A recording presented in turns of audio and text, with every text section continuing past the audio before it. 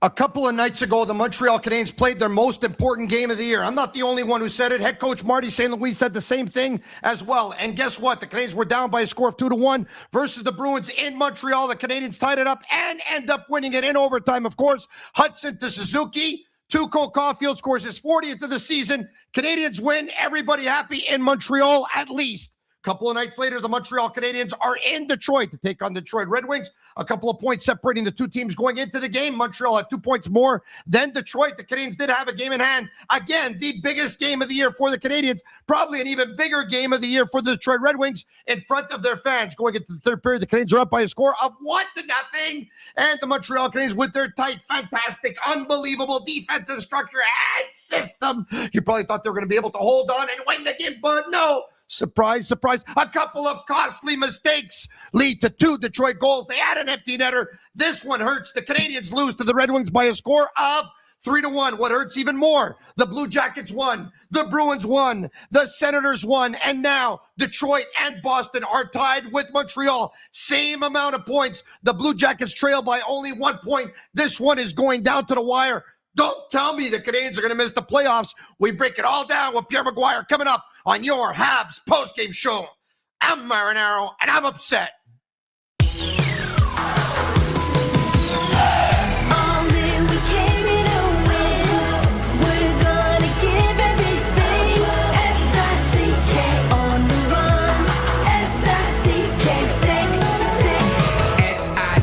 It's the sickest podcast. Tune in for the audio, or you can even watch back. Giving players all the props, or put them on blast. We don't give no hot takes, only talk facts. We're giving all our devotion, riding high on this wave of emotion.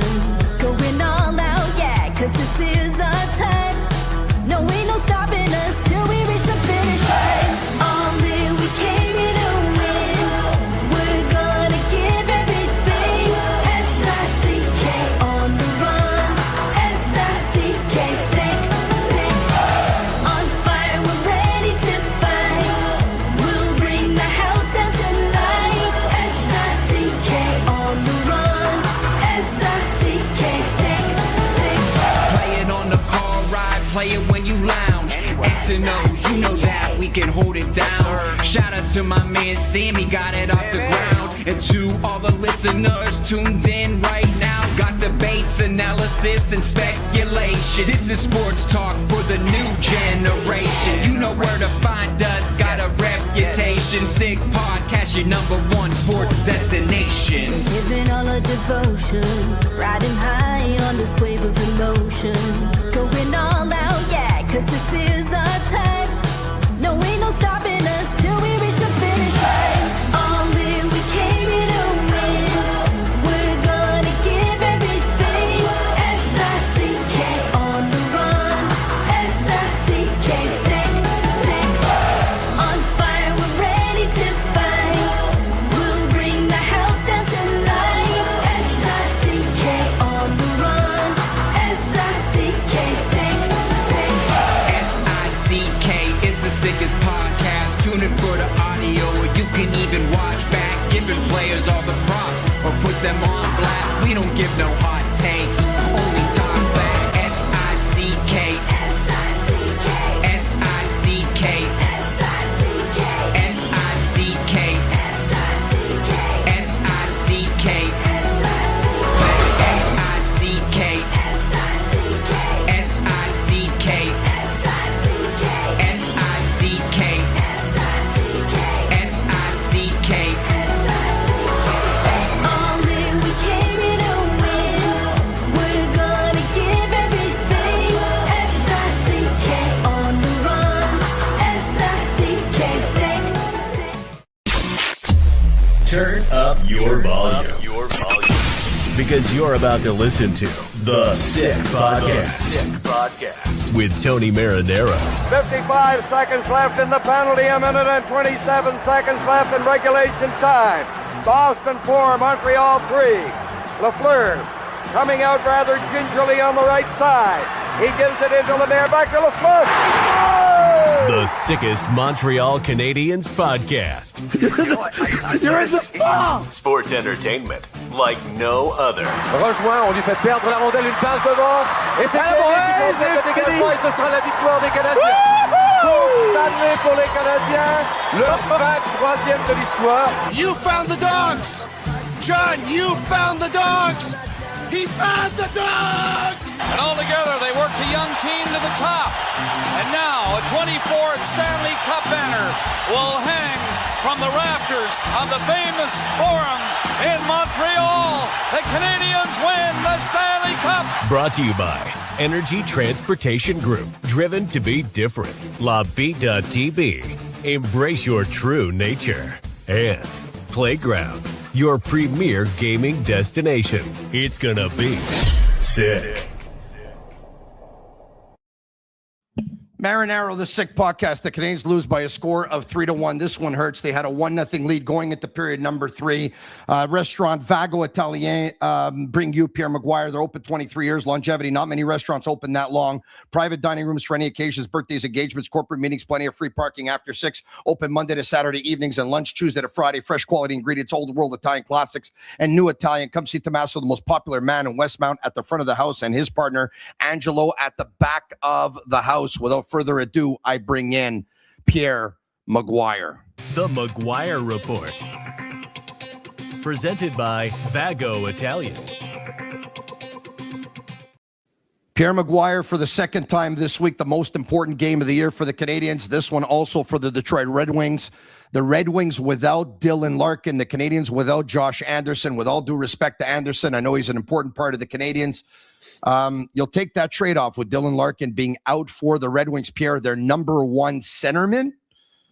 Pierre, the Canadiens give up 3 in the third, including an empty netter. 2 costly mistakes on the first and the second. And they lose this one, Pierre. This one hurts.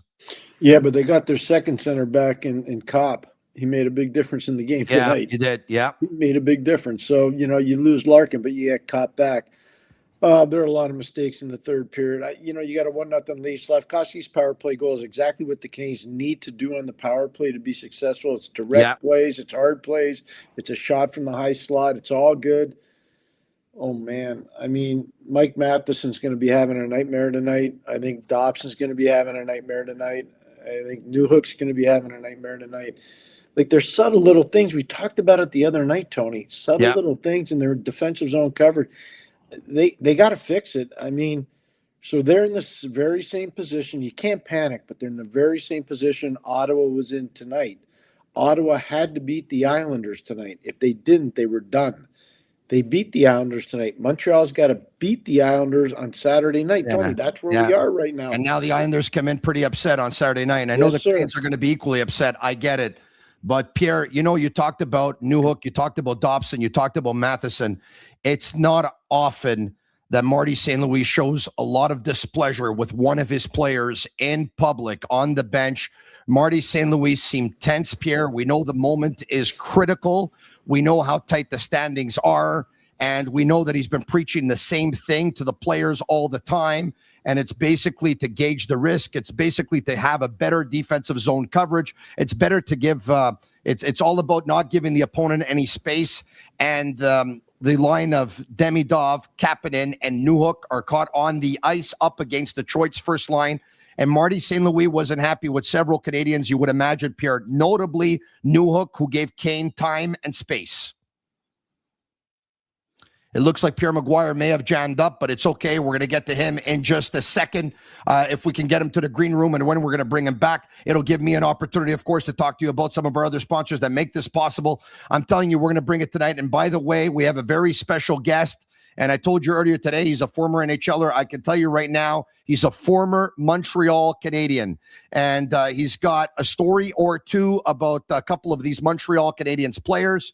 Why? Because he played with them. And not only that, he's got a take because he watched the game. He watched it from start to finish. I was in communication with him during the game, and he was telling me, this is a pretty good hockey game, and I know he has a lot to say, and he's going to get to us. But before he does, the Sick Podcast is brought to you by Energy Transportation Group, a leading asset-light 3PL that's driven to be different from cross-border freight between Canada, USA, and Mexico to coast-to-coast shipping in both Canada and the United States. Energy moves it all. They're fast, reliable, and powered by tech that delivers smarter logistics. If you need a real partner in transportation, contact the team at sick@shipenergy.com. See how Energy Transportation Group is changing the freight game. Make Fridays tastier at Playground. I want to talk about them as well. Earn 50 reward points any day of the week. Then choose a $5 breakfast for a $7 lunch when you visit on Fridays. It's valid almost the entire time. Menu, almost on the entire menu. So you've got plenty of options. Start your weekend with great food at a great price only at Playground. Certain conditions apply. Visit playground.ca/sickpodcast or click the link in the YouTube description to spin a virtual wheel for a chance to win $100 in free play. He's back. And once again,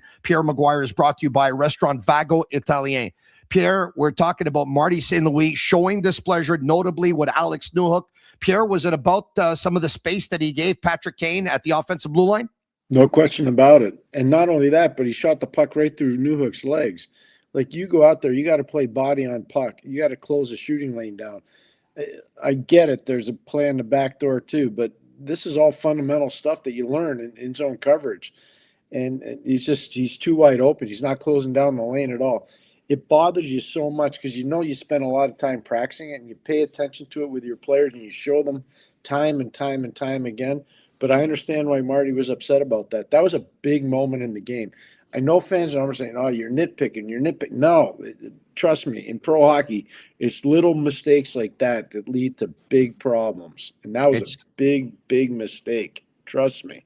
It's obviously a big moment in the game. You can tell Marty St. Louis, Pierre. And once again, we talked about the fact that these standings are tight, Pierre. The Canadiens had a couple of points up on Detroit and Boston going into the game. Marty St. Louis scoreboard watching, Pierre, as are the players. He's watching. He saw Boston won. Ottawa won. The Blue Jackets won. They all won. The coach is aware of it, Pierre. The players are aware of it.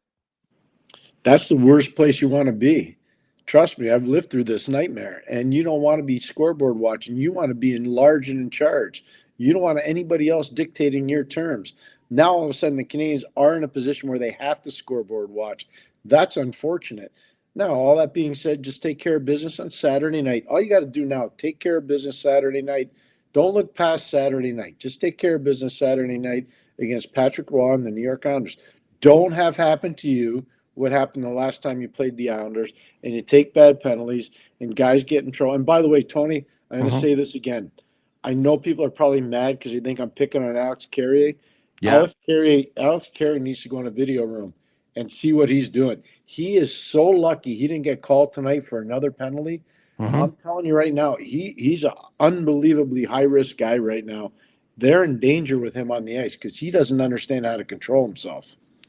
Pierre, is it that it's going a little bit too fast? He's a little bit overplayed, and because of that, he's got to try and compensate, Pierre, by, playing on the edge, taking chances, almost getting penalized. Is it that? Is it? Do you find that Alex Carrier has lost a step vis-a-vis last year? Do you find that he's less comfortable? And if so, why do you think that would be, Pierre? No, I think he's trying to do too much. I think he got too cool and comfortable, and everybody's telling him how good he was. He's trying to be the guy, and he's just got to be back to what he was. He's not that guy. He is a really solid depth defenseman for an NHL team. He's a really good, solid player. He is not a star player. And I think a lot of people told him, you're this, you're that, you're... He's not. He's just a reliable, smart player. He's got to get back. I tell this to young players all the time. If you lose your identity as a player, you basically have lost your career. You need to understand what your identity is as a player. And if you do, you're going to last a long time. But once you divert from what your identity is as a player, you're done. He's a big problem right now. I'm telling you right now, he is. But Pierre, listen, and obviously respect your opinion big time. You've been there, you know it. No one better than you. I mean, he's making a get to him. He's listening to what he's a 5. He's a number 6 defenseman, but number 5, number 6 on this team. They're not playing him that way. Well, because they're giving him the penalty kill and because he gets about 15 minutes a game. Is that it? Yeah. So how would you play him, Pierre? I would sit him down. I'd play him the exact same way, but I'd say, we don't need you to do X, Y, and Z. We just need you to do A and B. That's it. That's all. Move the puck, move yourself, defend, be hard. Don't take penalties. Don't carry your stick up in the air. Don't try to overwhelm people physically. You're not that big a guy. Just play smart, intense hockey. That's all we need from you. He's trying to do way too much.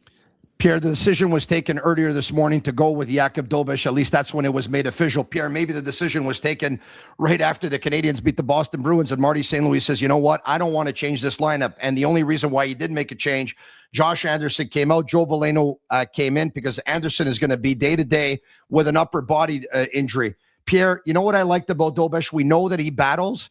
Pierre, I'm sure you saw it. He's starting to get feisty now.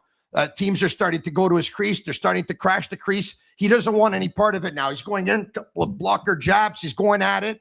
And he's trying to say to teams, don't get next to me, because if you do, you're getting a blocker to the head. That's wrong. He's lost his identity as a player. This is what we're talking about. You just nailed it. We didn't rehearse this. No, hold on a second. I'm talking about Dobeš player, Pierre. I know who you're talking about. Okay. Yeah. He doesn't need to be doing that. Just stop the puck. You have defensemen that do that. You have your own teammates that do that. I'm telling. So let's just look at Noah Dobson's positioning. Yeah. On the goal, the tying goal. Let's look at that. What have we talked about ad nauseum on the show? Wrong side of the puck. Guys aren't paying attention. They're not taking guys inside out. They're not pushing guys away. Was Dobson's body position good in that play? No, it wasn't, Pierre. Look, I don't want to be the bearer of bad news, and I think I'm not going to, I think a lot of people are probably feeling what I'm feeling right now. The playoffs are 4 weeks away. These are the same problems that we've been talking about in October, in November, in December, in January, in February, and in March. Yeah. And we're hoping, crossing our fingers, that the Canadiens are going to fix these problems now with 4 weeks left in the season. I think they're going to be cut short of time, Pierre, just the way they were at the deadline. I'm gonna hold out hope and say, you know what? Once it gets to Saturday night and they play the New York Islanders, let's see how they are. But this is a problem that we've talked about a lot here, Tony. I'm really glad that you brought it up. This team fundamentally in their own zone doesn't understand how to play. And I'm not picking on the coaches. I'm just telling you, somebody that breaks down tape all the time for every team in the league. That's what I do. These guys don't get body position. They don't get stick position. They get beat to the front of the net. They're over-aggressive offensively with their defense in particular. Their center icemen lead the zone early. It's a problem, Tony. I'm just telling you, fundamentally it's a problem. And they'll eventually fix it. This is a good team. These are little things that need to be fixed in part of a rebuilding group. That's all it is. Pierre, right now on the YouTube chat, and I say hello to everyone on YouTube, and thank you for being there, and thank you for making the Sick Podcast your Habs post game of choice. We appreciate the support. You know that. We love you. I'm reading a lot of comments, Pierre, coming out. 1, 2, 3, 4, 5, 6, 7. They're coming in. They're questioning Stefan Robida, the defense coach, Pierre. He's in charge of the defense. How much of this, and listen, I know, Pierre, you're not at some of those practices, or you're not in the locker room. You don't know what's said. You don't know what video is being watched. But when you kept on bringing up things that the goalies weren't doing, and you said to me once upon a time, and you correct me if I'm wrong, if I'm Gordon Hughes, I have Eric Raymond on speed dial. Remember when you told me that? Okay. Yep. After these issues with defensive zone coverage and being on the wrong side of the puck, since October, November, December, and all that stuff, if you're Gordon Hughes, St. Louis, do you have Robidon speed dial? Yeah, I do. But I also need to know who's running the defensive zone coverage. I also need to know who's running the practices. I also need to know what the practice plan is. Those are things too. But if you're in charge of the defense, and I've lived that, so just so everybody's clear, and Tony knows, you can go Google it if you don't believe me. I did that. I did that job.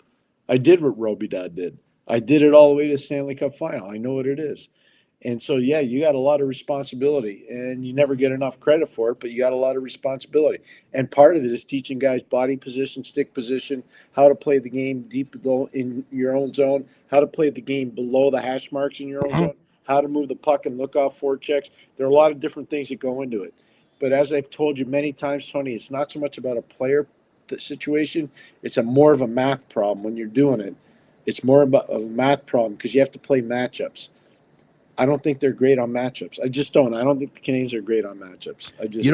You don't think they're great on matchups in terms of their decision as to who to match up against who and how effectively they do it? Yep, exactly. That falls on Marty St. Louis, does it not, Pierre? Well, no, not if you're talking about. So Scott, I'll just use this thing. Scotty ran the forwards. I ran the D. Okay. He's responsible for his part, guys. I'm responsible for my guys. If I made a mistake, he'd tell me. If he made a mistake, I wouldn't say a word. But I don't know why I'm laughing. They lost the game. That's so frustrating to me right now. I feel like throwing this water bottle I have in front of me. But anyway, go ahead. I don't want to do that. My wife's going to get mad at me. I'm so angry. Like, I'm in a hotel room right now in Lake Placid, New York. I was ready to punch the wall tonight. When I saw the tying goal, I was ready to stand up and punch the wall. Don't do that, Pierre, because the wall's going to win. I'm going to tell you right now. The wall will win, Pierre. Maybe not in this hotel. Oh, okay. I got it. All right. We got you on a low budget or what? All right. Okay. Look, you've been very outspoken about the defensive zone coverage. So I'm going to ask this. Let's just say, for example, you get a call tomorrow from Jeff Gordon at Kent Hughes. Pierre, you've been there. You got a ton of experience. You're watching at a distance. What are your observations? What are you seeing with the defensive zone coverage? And do you have any suggestions as to what we can do to try and at least stop the bleeding? Yeah, we got to start forcing people away from the net and force them to the boards. Number one. Number two, stick position has to be a lot better, especially away from the puck. So on the backside, their stick positions have to close down passing lanes. Number three, stick and pin. You just don't take a guy and let him go. You stick him, you pin him, and then you let him go. They're not sticking and pinning. There's way too much open ice. Number three, shot blocking lanes. Way too much time and space for the opposition to shoot the puck. Got to close gaps way quicker, and you got to be big. Not body on body. You got to be body on stick all the time. These are little subtle things. I know people are going, this is boring. I can't stand these guys talking about this. This is how you win games. Nobody coached it better. Nobody coached it better than Jacques Lemaire. Trust me when I tell you. I coached against him. I watched him run practices with Larry Robinson and Mario Tremblay. Ask Mario Tremblay when the next time you talk to him. Nobody coached it better than Jacques Lemaire. Nobody. You know what? I hear you, Pierre. And look, Scotty Bowman is the greatest coach of all time. And I think even Scotty could tell you that he had his hands full versus Jacques Lemaire in one Stanley Cup final in particular. Yeah, 1995. Trust me. I was there. Yeah. No. I hear you, Pierre. Okay. So now, does it take Pierre? Marty St. Louis has often said people wonder if the Canadiens have the kind of personnel that can do all this. And Marty St. Louis always comes back and says, it's about commitment. It's about discipline in your structure and in your game. And it's about desire. Is he right? Yeah. Or does it take a certain kind of personnel, Pierre? No. He's right about that. I completely agree. And look at mentorship matters. He played for Mike Gilligan at the University of Vermont, who used to espouse those products all the time, what you're just talking about. He also played for John Tortorella in the NHL. That's what John's all about. That was the magic to John Tortorella. He got his players to play bigger, to play faster, to play stronger, to be fearless, to fight, to block shots, to be big. John was amazing at that. John knew how to do that. That's not happening for Marty's team right now. It's not. Let's take a look at the starting lineup tonight, Pierre. Once again, Josh Anderson, we were told, is out day-to-day for the Canadiens. Joe Veleno came in, Pierre. Joe Veleno hadn't played a game since the 4th of February. We'll talk about his game in a second. Caulfield playing left wing, Suzuki at center, Slafkovsky at right wing. Second line, it's Kapanen centering, Demidov to his right, Newhook to his left. Third line, Evans with Texier on his right and Bolduc to his left, and Deneau centering Gallagher to his right and Veleno to his left. Matheson with Dobson, Goalie with Carrier, Struble with Hudson, Dobish and goal. Pierre, we're going to get to that goal that the Newhook line was guilty of in a second. But I want to say something because we brought it up before that Marty St. Louis gave him an earful at the bench. He sat Newhook and Demidov for a couple of shifts. He tried to pass his message. Would he have been better off shuffling the lines maybe down the stretch if you're not happy with that line? And based on what you saw tonight and based on how they lost this game, would you have a new second line going into next game, Pierre? No. I think these guys are going to play guilty, much like Lane Hudson played guilty the other night in the late part of the third period and into overtime after he made a bad read defensively. I think his team the one thing Marty's really good at, and he's good at a lot of things, he's really good at getting guys to come back after a bad performance. And I think that he will not shuffle. I'll be really surprised if he shuffles. All right, okay. Let's take a look at the Detroit Red Wings lineup. Comfer with Kane and DeBrincat, Finney with Raymond and Perron, Kopp, Appleton, and Casper, Dries with Shine and James Van Riemsdyk, Edvinsson, Seider, Sherratt, Falk, Johansson, Bernard Docker, and it was John Gibson that was in goal. Pierre, it's a defense that's tall.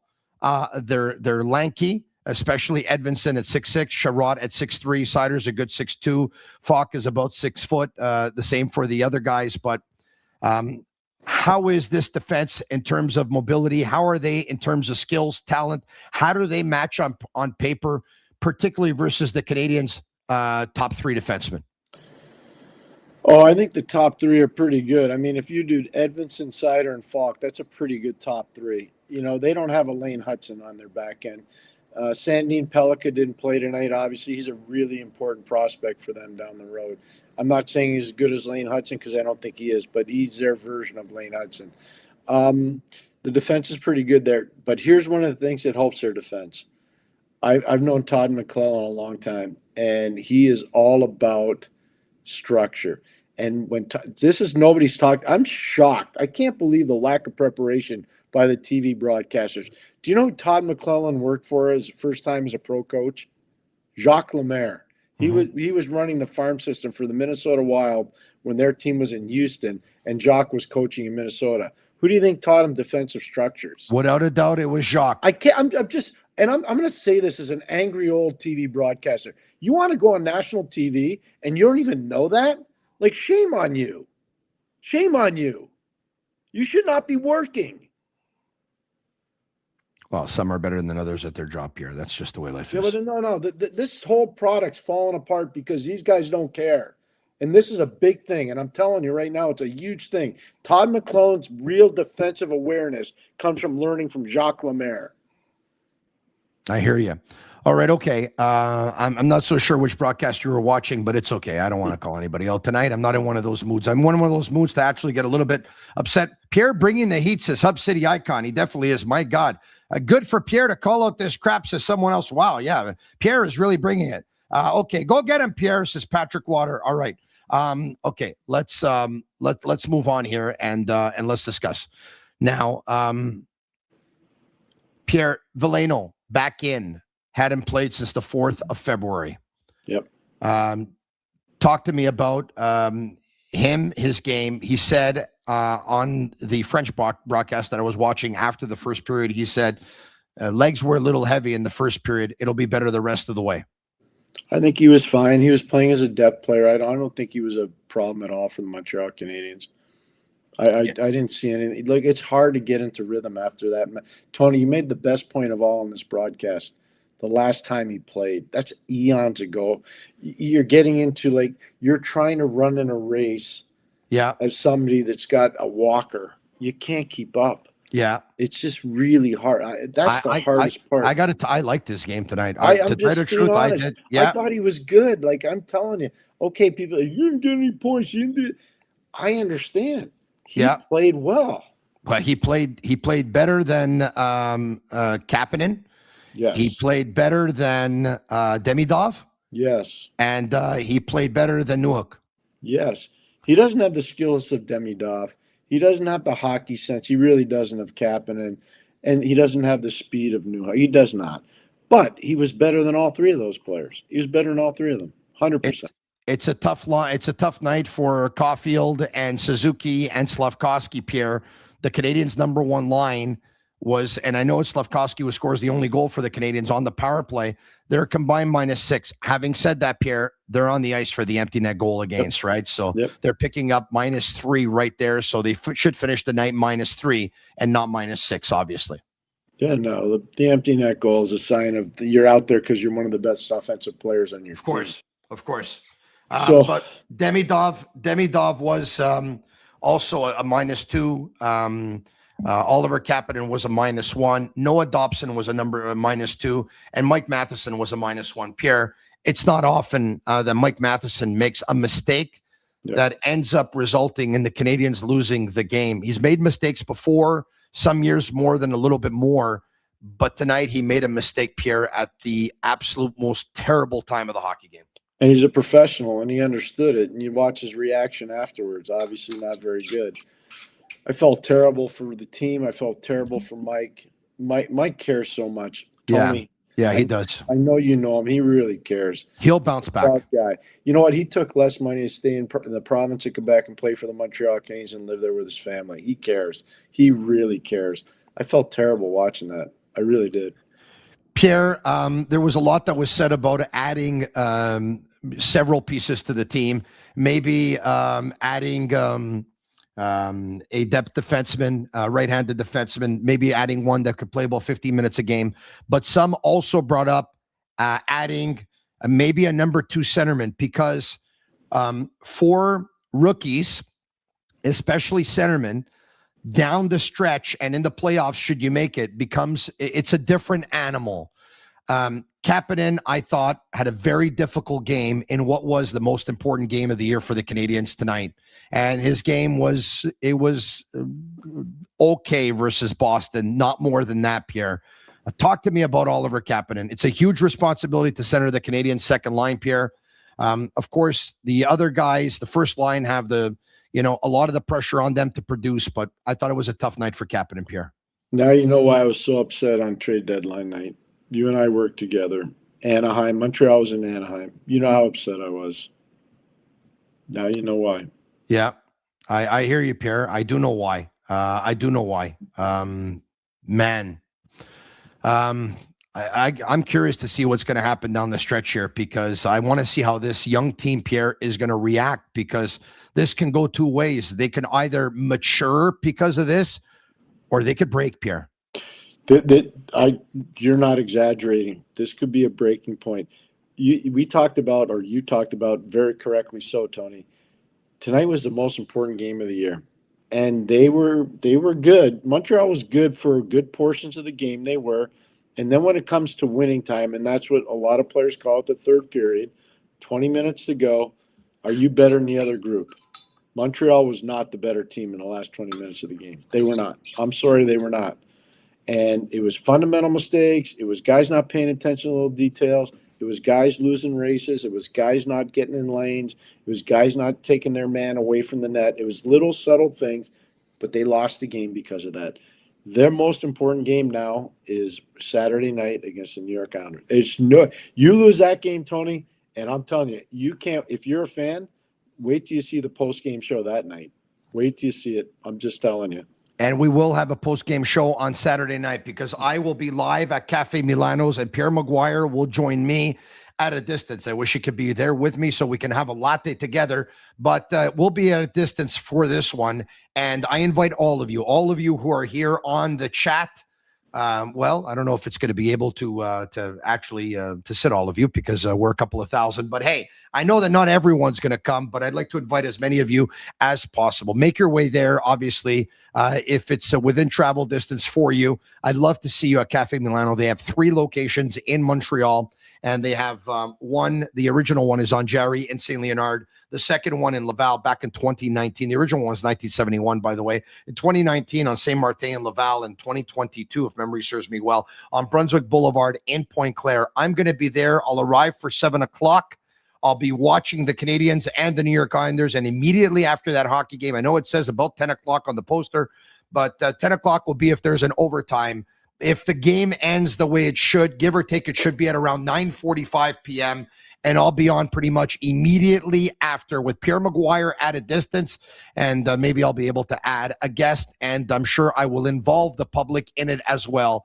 I look very much forward to being at Cafe Milano on Saturday night on Brunswick Boulevard in Pointe Claire. CafeMilano.ca is their website. Pierre, let's go to the score sheet. And once again, reminding you that a former Montreal Canadien will join us on the podcast between now and the end of the show. Pierre, in period number 1, Jake Evans loses a defensive zone faceoff. The puck goes back to the blue line, shot, save, rebound to Finney, and that one goes off the crossbar. And Pierre, that was the first chance of the hockey game. It went to the Detroit Red Wings. I have to tell you, I really like the way the Montreal Canadiens, Pierre, manage probably the next 7 or 8 minutes or so, they had a huge shot advantage. I totally agree. The other thing they had an advantage on the entire game were faceoffs. And I talked about it on the pregame show with producer Shane in particular, and the rest of the team on the pregame show. And I talked about the one thing Montreal has to do going into Detroit, they have to dominate faceoffs if they want to win. They dominated the faceoff game tonight, Tony. I don't know exactly what. Oh, here we go. It's close, actually. 45. It's 53.6 to 46.4. Yeah, So 54 to 46. Pretty significant advantage for Montreal. And they didn't obviously take advantage of that one because Evans lost it. But you're right. I thought Montreal managed their minutes extremely well after that opportunity for Finney. Yep. All right. Okay. Let's take a look at what happened after that, Pierre. Suzuki off the boards turns Comfer. A pass to Slafkovsky, who circles behind the net to get in close. Pass gets by Sider from Suzuki, whose pass gets by Sider. Slafkovsky's right in behind him. And you talked about being on the defensive side of the puck, Pierre. Sider wasn't on that one on Slafkovsky. Within 3 feet, his shot goes, it's a big left pad save by Gibson. After that, Edvinsson, cross-ice pass to Appleton down the right side with speed, past Struble, Pierre. He's flying. Wrist shot, blocker save by Dobesh. Comfer spins and turns, pass to Perreault in the slot, snapshot, save Dobesh, rebound to Johansson, shot, another save.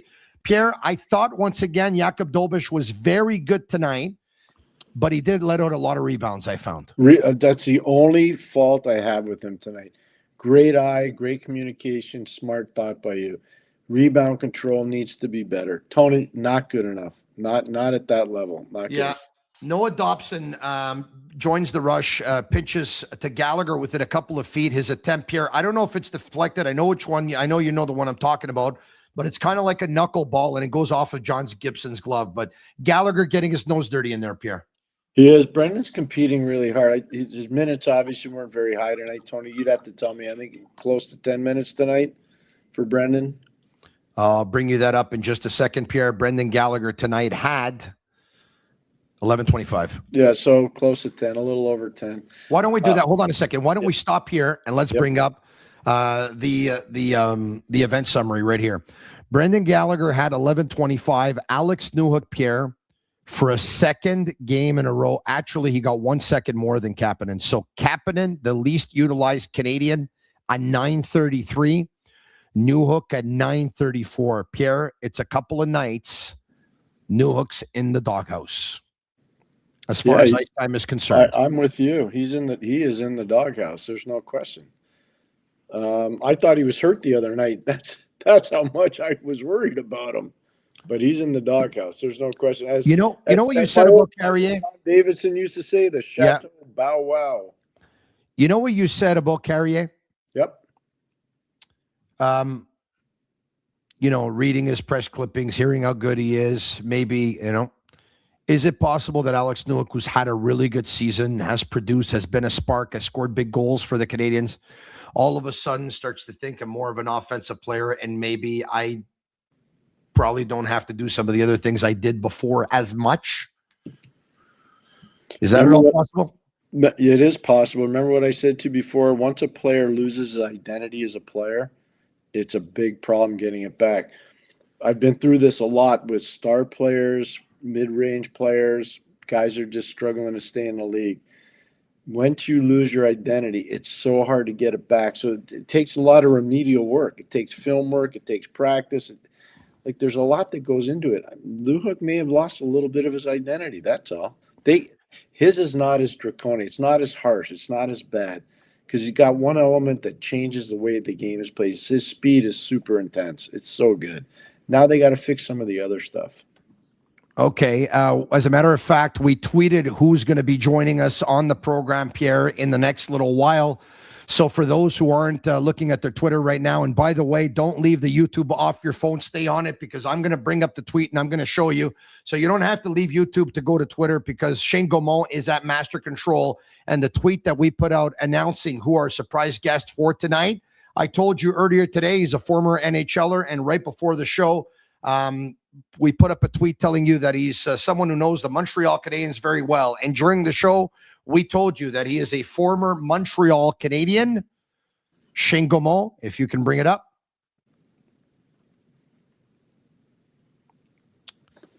We don't have it just yet. There we go. Live tonight, give or take in about 15 or 20 minutes or so. Nate Thompson will join us, Pierre. Well, courageous guy, unbelievable heart, fearless, very good man, fun guy to be around. I tried to call him a little while ago, Tony, and I never returned my call, so I'm going to ask him about it. Oh, really? Okay, I hear you. Uncle Nate didn't return your call, eh? Well, I'll tell you this. He's going to be a fantastic guest for a couple of reasons. Number one, he played 15 seasons in the National Hockey League. Number two, so he played for several organizations. I believe he played for about 9 of them. Number three, he was part of the Montreal Canadiens for 2 seasons, including 2021. Number four, in Nick Suzuki's rookie season, guess who he played on a line with? He played on a line with Nate Thompson. And guess where Suzuki was playing? Suzuki was playing right wing. So there's a lot that we can bring up with Nate Thompson, of course, who saw Nick Suzuki as a rookie and now has seen the development of this player. And I look forward to this conversation. It should be absolutely awesome with Nate Thompson. All right, okay. Pierre, want to go back to, of course, early on in the hockey game, and it was still in the first period, Pierre. Texier to Bolduc, back to Texier, a shot, saved by Gibson. Bolduc, Pierre, pushed into Gibson. Detroit penalty. Pierre, I thought Bolduc and Texier, with the exception of that play, and there was another one where Bolduc actually was able to, I think he was able to draw a couple. But anyway, Pierre, I think offensively speaking, they got to do a little bit more, right? They have the talent to do more. Why has it been so long since Zach Bolduc has scored a goal, Pierre? He's fighting it. He doesn't know. Again, I'm going to go back to the line I used with you. He doesn't know his identity as a player. They want him to be a very physical force in the forecheck. Some nights he is, like the last night against Boston. Tonight he was not as good. They need him to start utilizing a shot in the high slot. He doesn't know how to gain open ice in the high slot. So it's just because he's disjointed right now. I feel terrible for the kid.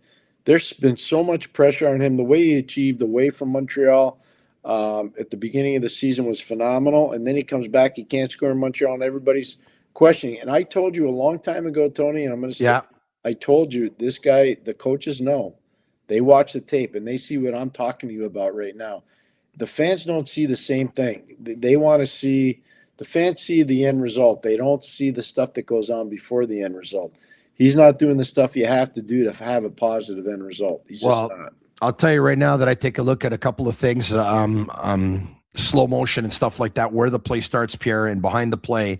You talked about bringing Alex Carrier to the video room. I'd bring Zach Bolduc to the video room, Pierre. 100%. Because the second that his team doesn't have the puck, I don't know if he's taking information.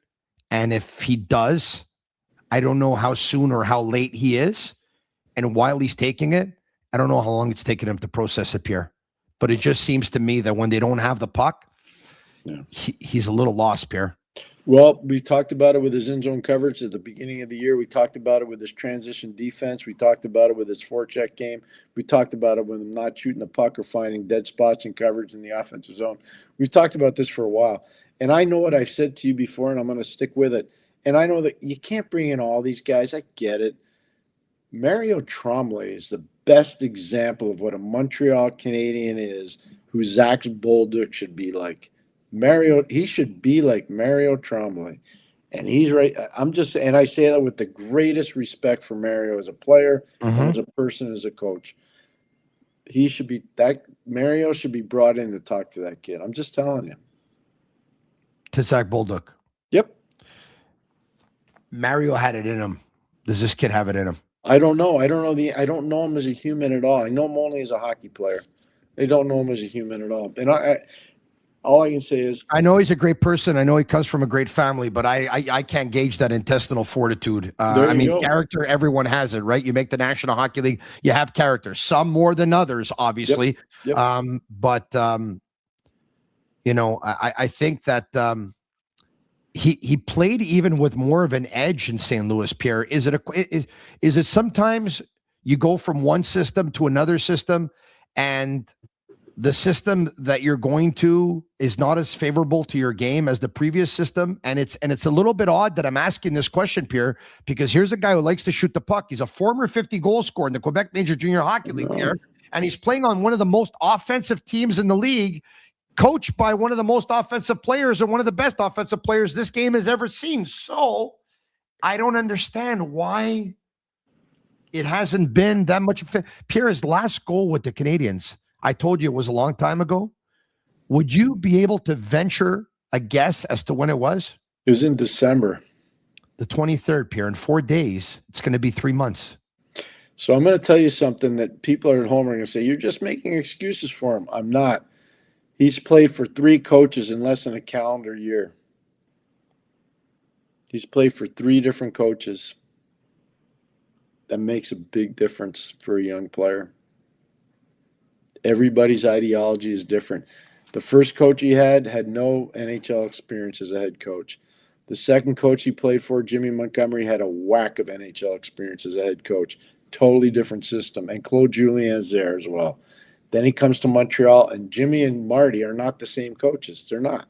So he's played for 3 different guys, very different guys. And the ideology is very different. And this is what you have right now. This is a player that's lost his identity as a player because he doesn't know what the coach expects from him. He has no idea. But do they want to make him like the F1 and really strong in terms of a forechecking game? And if not, have they discovered that maybe he's not that guy? I mean, I just think that this guy wants to get open and this guy wants to shoot the puck, Pierre. That's what he thinks his game is. But he better show me that he wants to know how to get open, because right now I haven't seen that. And that's an art. And that's why, I know people in Montreal, like in their front office, probably really ticked off at me right now. I don't care. I'm telling you the facts. The best example for that kid right now is Mario Tremblay. And I don't want to hear, that was the 1970s. Are you kidding me? Do you know what the 1970s Montreal Canadian team would do with this team? They would dust them off and spit them out. Are you kidding me? It wouldn't even be close. So let's get real here. That guy could help that kid so much, Mario Tremblay. Just telling you.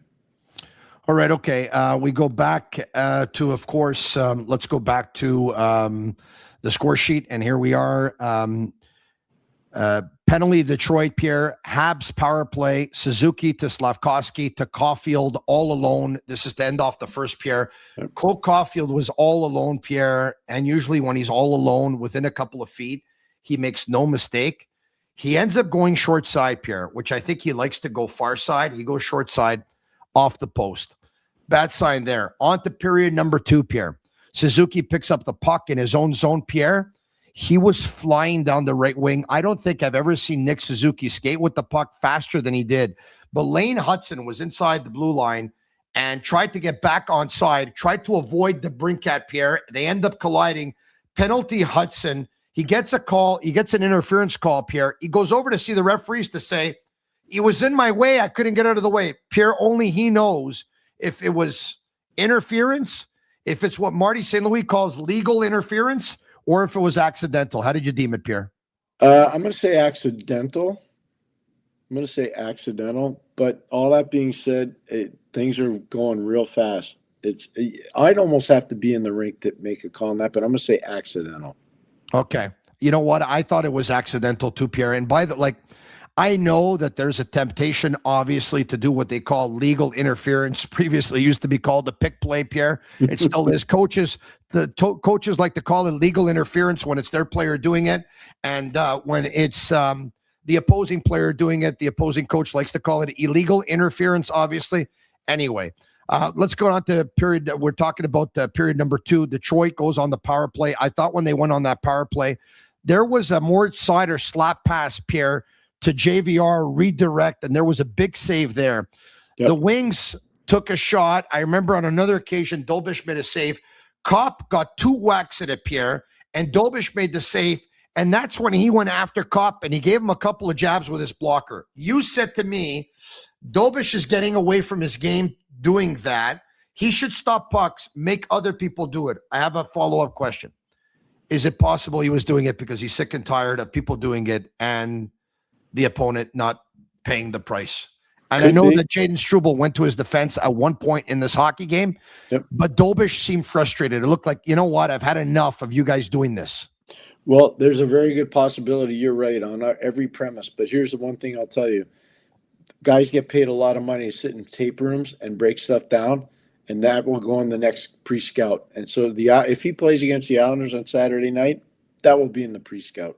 Guaranteed. I guarantee it. And so you can't do that. I'm just telling you, you can't. Yeah. I had some really good goalies, like Sean Burke, Tommy Barrasso, really good players. Frank Pietrangelo, really good goalies. Mario Gosselin, really good goalies. Nobody figured out books on most of those guys. You know why? Because they knew how to play the position. They didn't overreact emotionally. Why do you think I called Jacob Fowler the reincarnation of Marty Brodeur? Jacob Fowler was not doing that stuff. He's just going to stop the puck. Dobish he's a battler, yes. I see him that, and I like that. But he didn't have to be doing the other stuff. Just play your position. There are other guys that will do. It's like, what was it? What did Belichick say? Do your job? Just do your job. Okay, so now for the sake of devil's advocate, you and I are just talking here, right? Okay. Billy Smith used to do it. Ron Hextall used to do it. Didn't stop them from having amazing hockey careers. That was their identity. I hear you. Okay. That's how they played. They were doing that ever since they were young. Yeah. Yeah. Did. Billy Smith wanted to fight everybody. Yeah. Ray Emery. That was what they were. Yeah. You're going to, seriously, like you're a really good hockey guy. You want to tell me that the New York Islanders defense wasn't tough enough in front of Billy Smith? Really? Oh, they were tough. Come on. Yeah. Like, come on. Like, that's ridiculous. Yeah. No, they were tough. Like that. That was his identity as a player. Yeah. I hear you. Okay. I'll buy that. There's no doubt about it. Okay. Let's get on to now.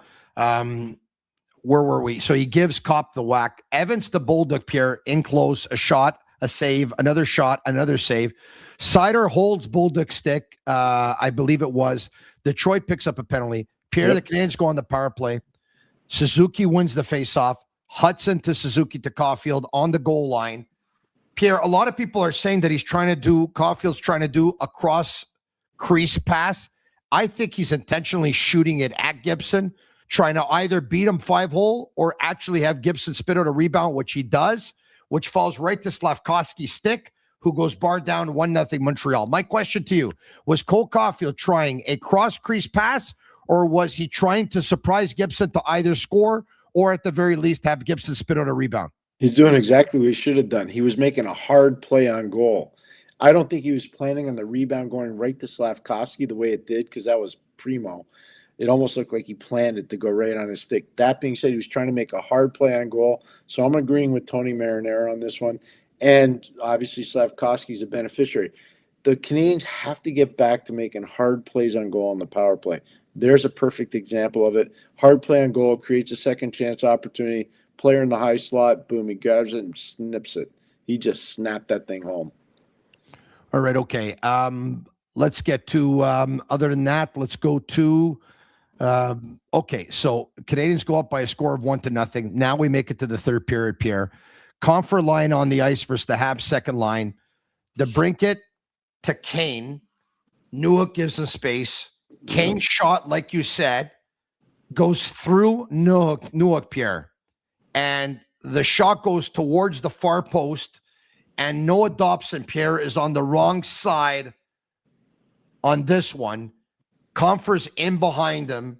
It goes off of Confer and in 1-1. Some will say the Canadiens caught a bad break. I say the Canadiens didn't defend it well, Pierre. There's a difference. That's why I said what I said. Dobson didn't defend that well at all, and it's been a problem. We talked about it when they got him. I remember saying to you, the day that they got him in the trade, Tony, the only question mark about Noah Dobson is his ability to defend from the hash mark to the icing line and from the icing line to the near side post. I remember telling you that clear as day. And you know what? He still doesn't do that very well. Okay. And so let's talk about it now. It's 1-1. Pierre, Lane Hudson at one point was like a man on the mission. He says, I'm going to take it to the net. I'm going to try and score this thing myself. You got 2 stabs at it. Loose puck right in front. Pierre, Jake Evans, I think, is going to have nightmares tonight. My goodness gracious. I can't believe he did not score there. Pierre, he had the entire short side. Gibson was in the center of his net, and he shot the puck at Gibson's chest, Pierre. He's going to have nightmares. He's going to have nightmares with this one, Pierre. Yeah, because it's not long after, Detroit scores the go-ahead goal and eventually the game-winning goal. It's just tough to watch. I felt terrible for the guy. I felt terrible for Jake Evans. 3:25 left. Suzuki wins a face-off, Pierre, in the offensive zone. Yep. It goes to Mike Matheson, who puts it in behind Detroit's net. No problem. Probably been blocked. Let me put it behind the net. Caulfield's probably there. He'll probably pick it up. It ends up on Comfort's stick, who passes it up to Patrick Kane, who Noah Dobson goes to meet him at the blue line, but Kane pokes it by Noah Dobson. The puck makes its way down the ice in the Canadian zone. Matheson in his own zone, Pierre, mishandles the puck. He juggles it, and he falls. Yep.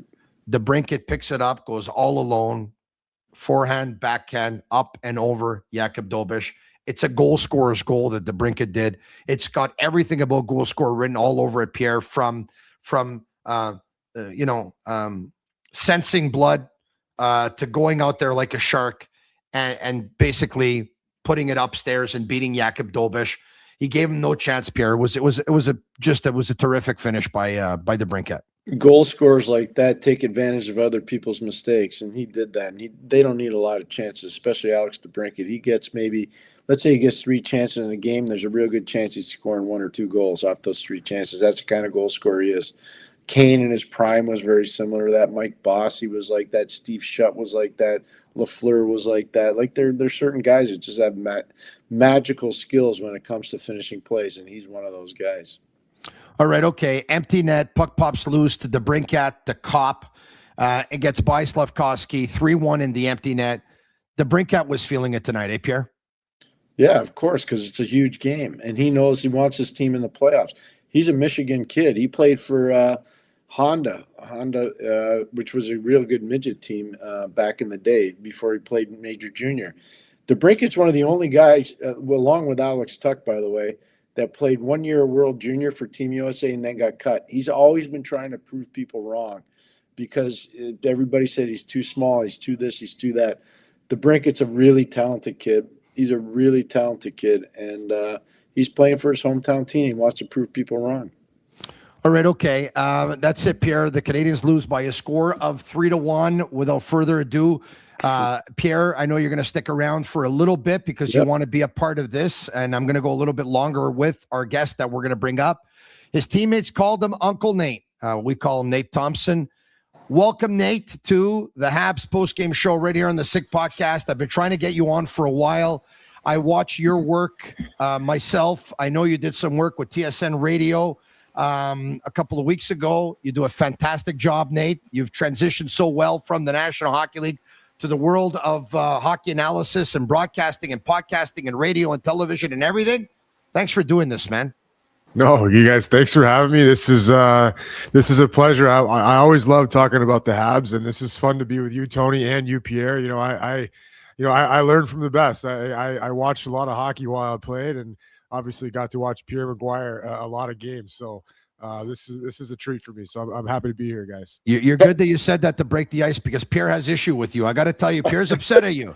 Why? What's going on? Tell him, Pierre. No, I called you up and I left you a message. I never heard back from you. You did? You called me? Yeah. I never got a voicemail. If I got a voicemail from you, Pierre, I would call you back. There you go. I did call you, but that's okay. Maybe I got a bad number, but I think it was yours. But anyways, all that being said, I think you know how much I respected you when you were a player. No, you're great. Thank you. We had some amazing conversations when you were playing. Yes, we did. Yes, so a lot of conversations during games and warm-ups, many times. Okay, you can't just do that now. You got to share one. Come on, Pierre. I don't remember them all. All I know is Nate was a really powerful player physically, and one of the things I really admired was he was more about team than he was about stats. And I'm just curious, Nate, like in this time, this era where everything's numbers and analytics, how do you think if you were starting your career today, how do you think it would have gone? That's a good question. It is so much different, and it evolves so much even over the course of my career, where I had to like change my game and add more offense to my game, because I think you look at the fourth lines now and they're expected to score, and I don't think I was ever put in a position where I was expected to score. So I think it would be much different. I don't know. I don't know if I would be in this era right now. Who knows? But it's an exciting time of hockey right now, and it's definitely fun to watch. That's for sure. Agreed. Nate, there's so much I want to talk to you about, but let's start with this, because obviously you've seen the evolution of Nick Suzuki. I know you've been asked about him before. He broke in as a rookie. You played on a line together. You were his center. He was playing wing. And I know you joined my buddy Stu Cowan, I would say give or take about 11 months ago. Correct me if I'm wrong. And you said to him, I see Suzuki and I see kind of a hybrid between Patrice Bergeron and David Krejci. 11 months later, what do you see? I don't know. He might be better. He might be. And that's saying something. I don't know if he's going to be, I don't know. Every time I say certain things about Nick Suzuki, he just continues to develop and continues to get better. I mean, I write down, and I'm a Nick Suzuki biased guy, obviously, because I played with him, and I always joke around with everyone because I say, at the beginning of that season, everyone says, "Well, you had such a good start. What did you do to change everything, or what did you change anything in the offseason?" I was like, no, I'm playing with Nick Suzuki right now. That's why I'm having such a good start. And he is that type of player, that type of person too. And like, even in my, I wrote notes tonight on the game, and I thought he was the best player on the ice tonight. Every time he touched the puck, anytime he just does so many good things, and dynamically he's, offensively, defensively, he just makes things happen, and he's always in the right spots. He plays on the right side of the puck. I would agree with that. I would agree that he's still a hybrid of Krejci and Patrice Bergeron, because what he can do offensively, he's cerebral with the puck. He's just, and he's a captain. He does so many other little things too. I mean, you see how he wins faceoffs at key moments of the game, and back checks, and he's like I said, he's in the right position on the right side of pucks, playing center. He's he's the full package. He really is, and he's a treat to watch. Nate, Pierre McGuire is going to be with us for till about 11 p.m. Eastern, and at which point he'll leave us. So, Pierre, if you want to get in a question, but the beauty, what I love about Nate, he watches, right? And I text him during the game, and he was like, "This is a heck of a hockey game." So if you want to ask him a question about the game, Pierre, and get his thoughts on the hockey game, here you go. Here's your chance. No, the biggest thing I wanted to ask Nate is, how deep do you have to dig when you're playing for an original six team like Montreal, and it's a precarious position for the playoffs? And what's the mood like in the room? Because I think when you're not in an original six market, it's a little bit different than when you are in an original six market. No, you're right, Pierre. And things are a little heightened. And I guess I can compare it to, and we didn't make the playoffs, actually. It was when I got traded from Philly? From LA to Montreal. Okay. And we were in a playoff position. We were fighting for a playoff spot. And I think it came down to one game, I think. And I remember the heightened feeling of, the media and, every single game, how much emotion goes into it. And I think that's the difference, where, if you're not playing in a non-traditional hockey market, that emotion might not be as heightened. You might be a little more relaxed because there's less media, there's less TV markets following you. So I think it is heightened, because you're playing for, it's TSN and you're in Canada and you're playing for the Montreal Canadiens. I think that adds a lot to it.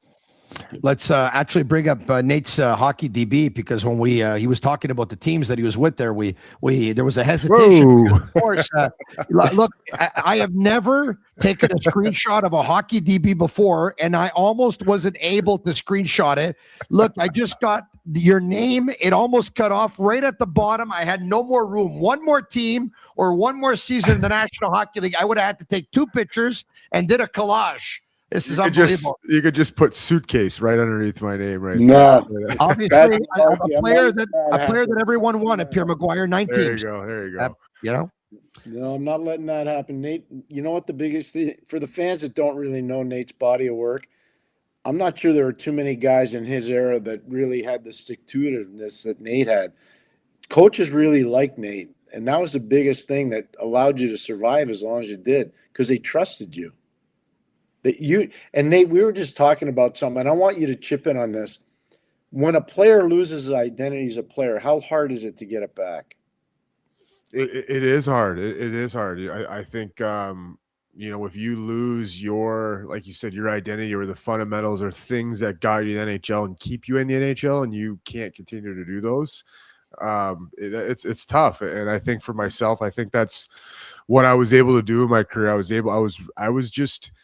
I always tell people now, I think I was trying to be the best at the little things. It was when it came to face-offs and penalty killing and those things that, are the small things, but I was trying to be the best at the league at those things.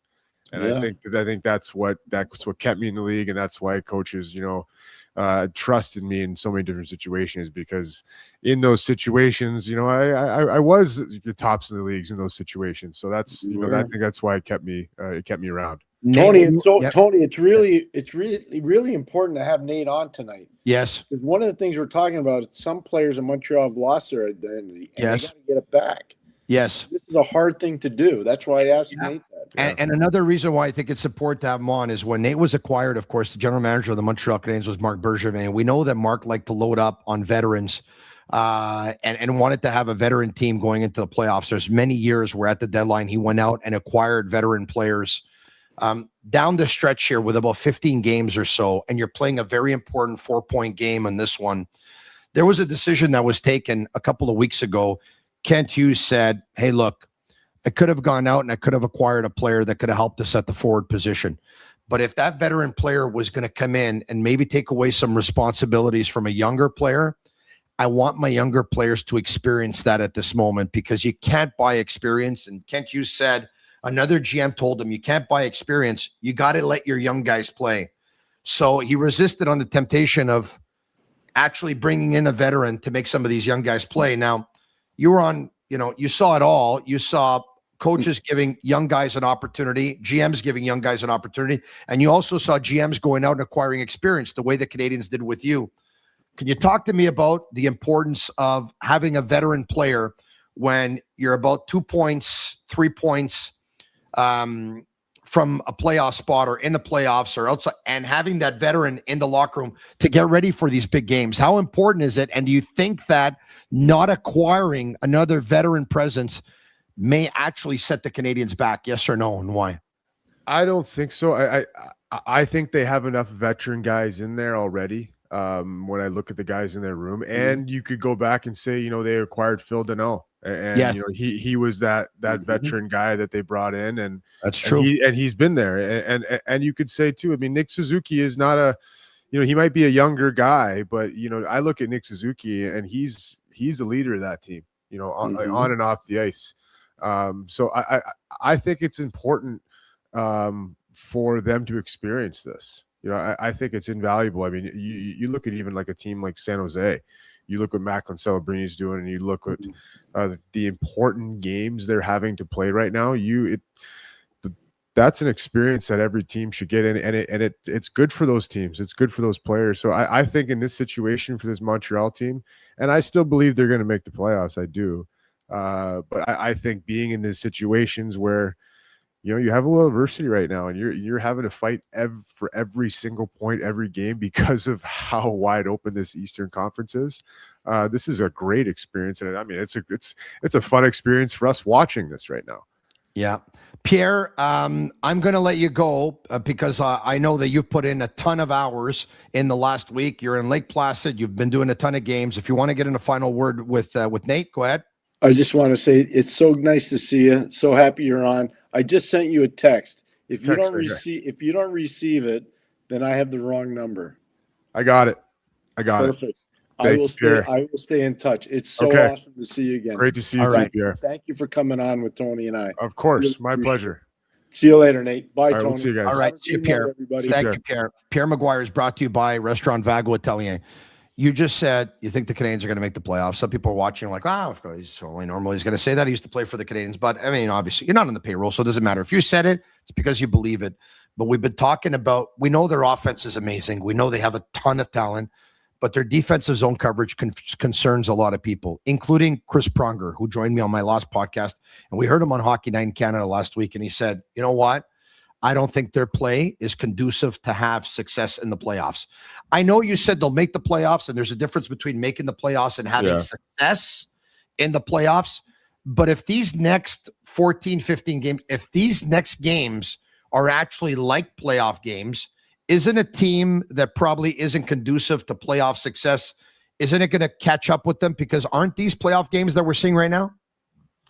Yeah, you're right. I think that it's a definite concern, and you could say, yeah, they made the playoffs last year, but they didn't win a game. And I think, or did they win a game? I can't remember. Was one game or did they not? Yeah, they won one. They won one. Sorry. They won game 3. Yeah. Sorry about that. They won one game. Cool. But yeah, it is concerning because I think, they can give up. I mean, you look at even tonight in the first period, like they controlled most of the first period, but when they give up a chance, it's a grade A chance.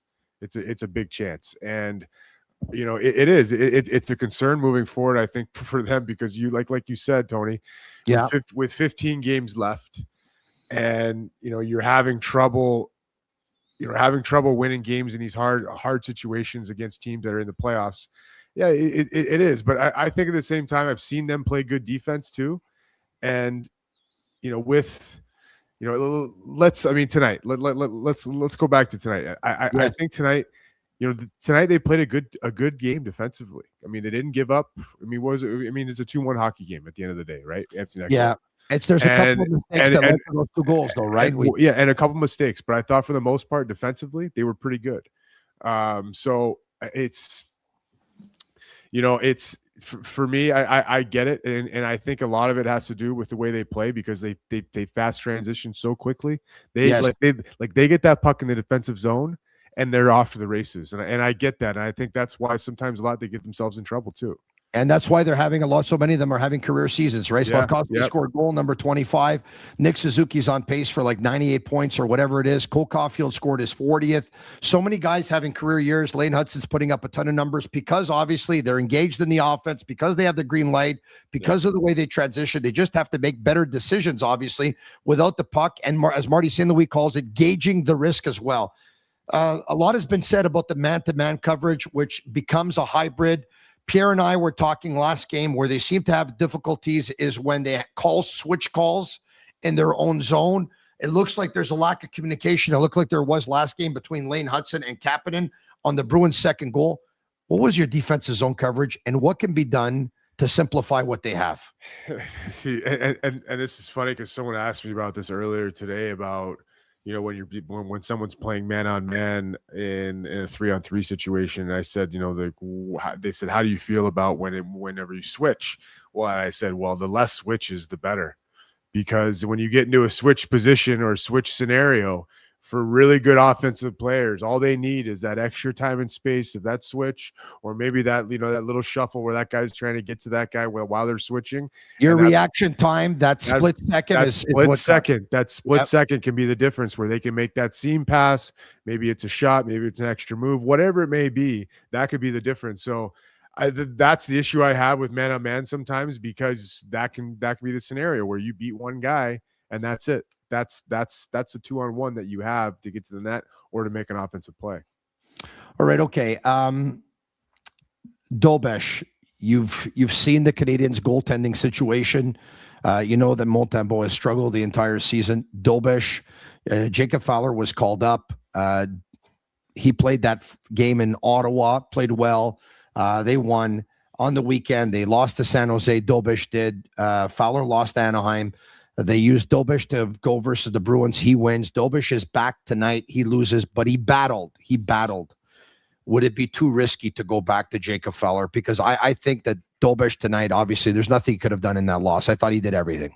Yeah, I thought he had a really good game tonight. I thought he came up, like I said earlier, even in the beginning of the game, like, they didn't have a lot of shots, Detroit, but they had some couple grade A chances. And then I thought he had some really big saves on the penalty kills in the second period too. And in the third period, I mean, Detroit really came on in the third period there a couple times, and I thought he was great. So, he looked at, even in the first period, I thought maybe it looked a couple shaky and a couple, rebounds or whatever here and there. But for the most part, I thought he was good. And like you said, Tony, I thought he really, really battled tonight. But I'd be going to Fowler next game. I would. You would, eh? I would. I'd Wow. go to Fowler Why? next game. Why?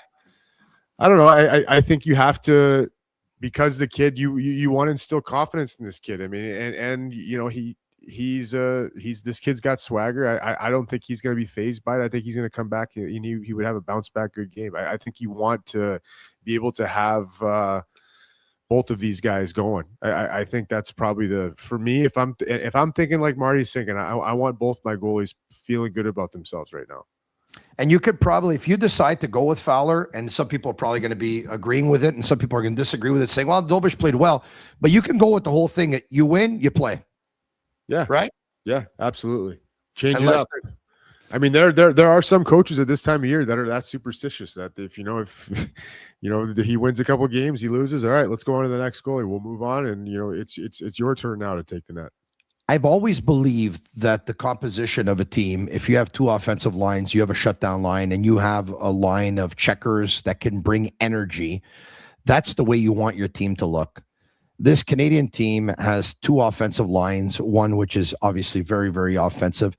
They have shutdown players that they have on their third line and they have on their fourth line. Danault plays on one line. Evans plays on another, but they're kind of the same player. One's a little bit older than the other. Obviously, Danault, a left-handed centerman versus Evans, a right-handed centerman.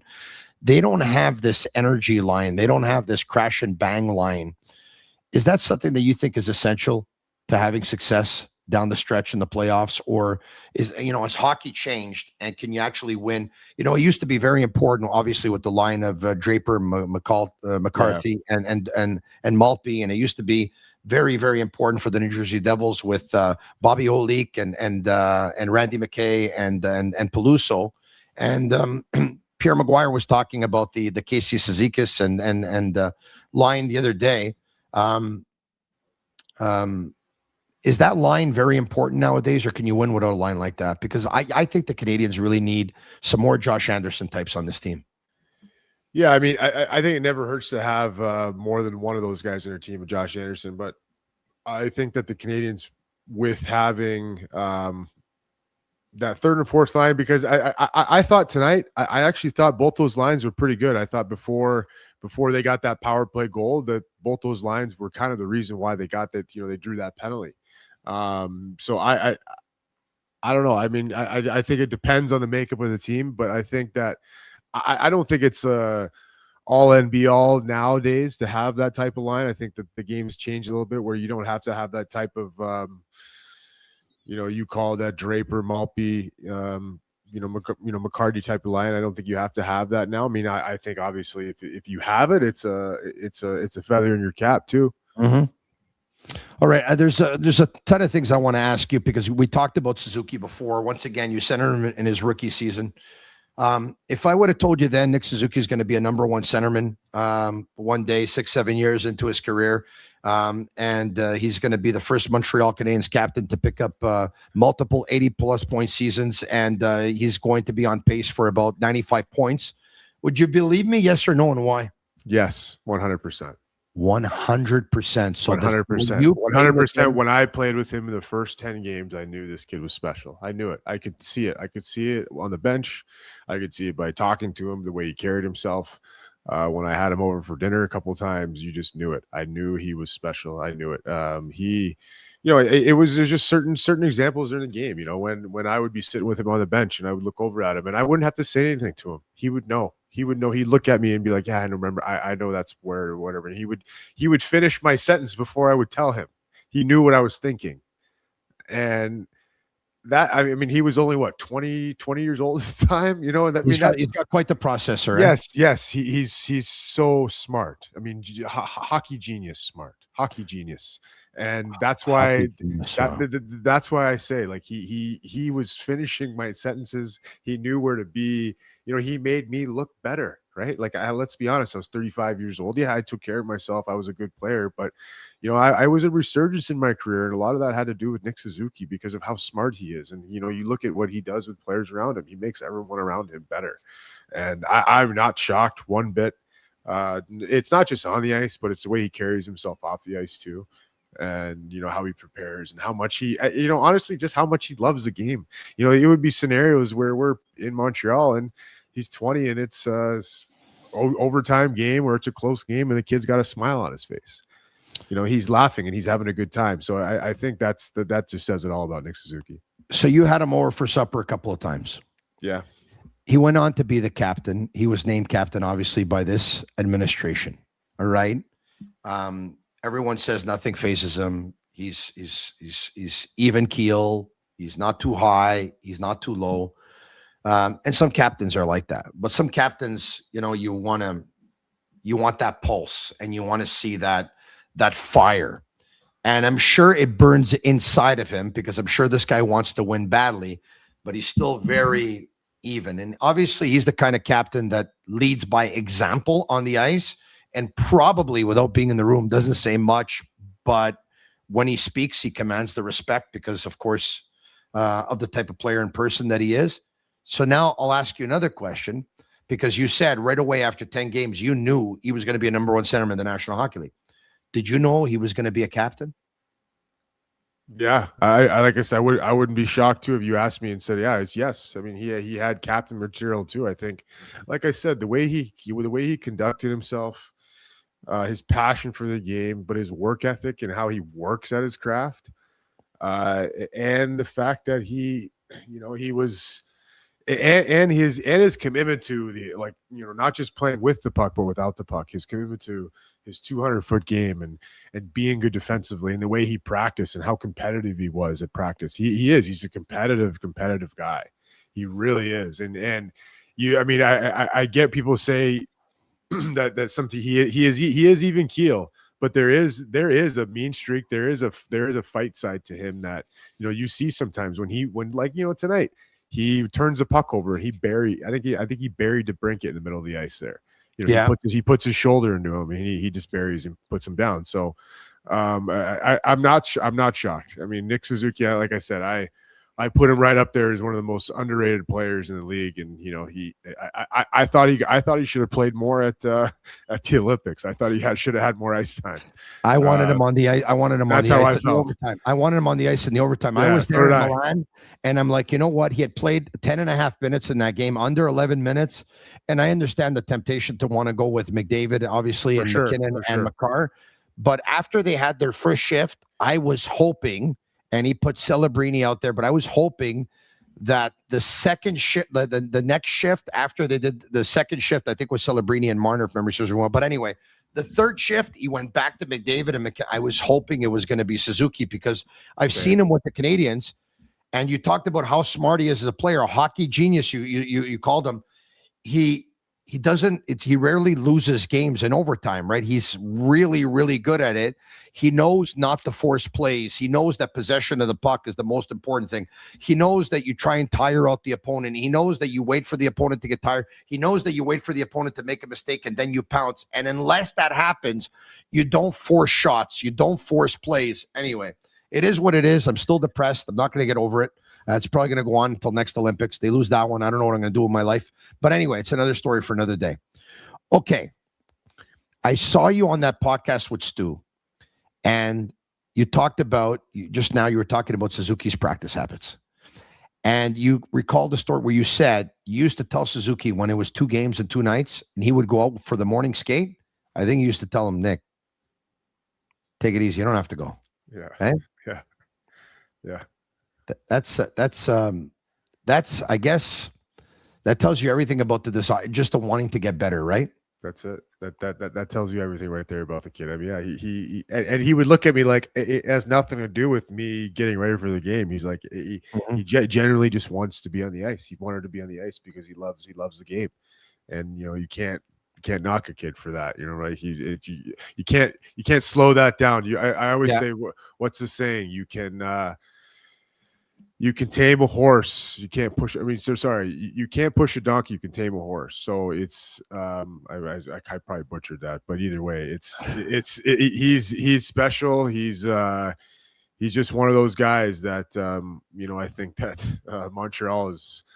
They're going to be very, very grateful they've had him for as long as they have, and continue to have him for a long time. All right. Okay. I think 15-year career you had. Last week, the Canadiens scratched Brendan Gallagher. He's had a very long career. He's a warrior. You know him well. Everyone loves him in that locker room. And Marty St. Louis said it was probably easier for Gallagher than it was for him. He had a really hard time doing it. And they scratch him. And it was the second time that it happens in his career. The first time it happened, he was a rookie. So he's obviously not used to it. And by the way, if he would play every game the rest of this season and next season, he would finish with 1,000 games in the Canadiens uniform. So it was a pretty big decision to scratch him. What effect does that have on a locker room? Because when I went into the Canadiens locker room after that loss versus San Jose, Josh Anderson was devastated that Gallagher was scratched. And he wasn't faking it. He's like, this hurts, man. We feel bad that this happened. We love the guy. Talk to me about, scratching a guy like that, the risks that come with it, and how real it is in a locker room that feels it. The closest thing I can think of in being in a scenario like that was when I was in Philly, and it's when Keith Yandel, his streak was broken because I believe he was healthy scratched, and that hit the room hard, and we weren't even in a playoff position. We weren't even in the playoffs, and that affected everyone a lot. I mean, when you see that and you see how much a guy has committed himself for the game, and how much it means to him. Like a guy like Brendan Gallagher. I know Gallagher. I mean, he bleeds blue blanc rouge. I mean, he is Montreal Canadien through and through, and he's been. He's given everything he has. So that every single one of those guys in that team knows that, and they feel that. They feel that every single day because they see Brendan Gallagher show up every day. They see him show up, how he does in practice, how good a teammate he is.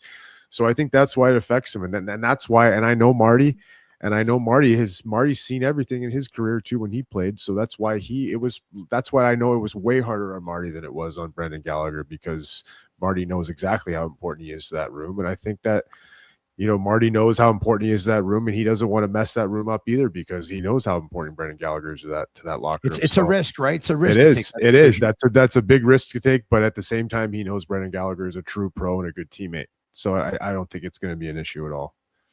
The fact that Marty St. Louis is having the success that he's having 4 years after he was hired as an interim coach for the Canadiens. We're talking about a guy who was coaching his son's team here. A lot of people said this is not going to happen. It's not going to work. Marty said, I've been doubted my entire career. I made it. I'm going to make it again. He was right.